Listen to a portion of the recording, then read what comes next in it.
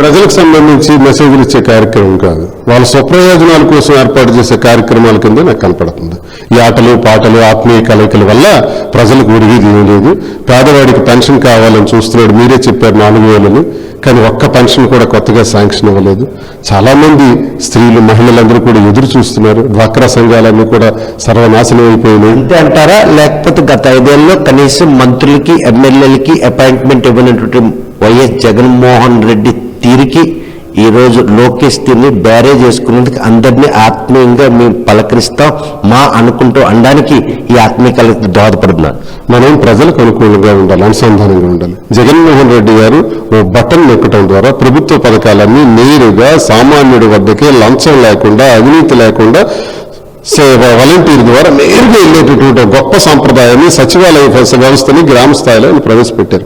ఇప్పుడు ఆ సచివాలయ వ్యవస్థని సర్వనాశనం చేశారు. మళ్ళీ రేషన్ షాప్ కోసం రేషన్ డీలర్ దగ్గర క్యూలు కడుతున్నారు ప్రజలు, ఎరువుల కోసం క్యూలు కడుతున్నారు.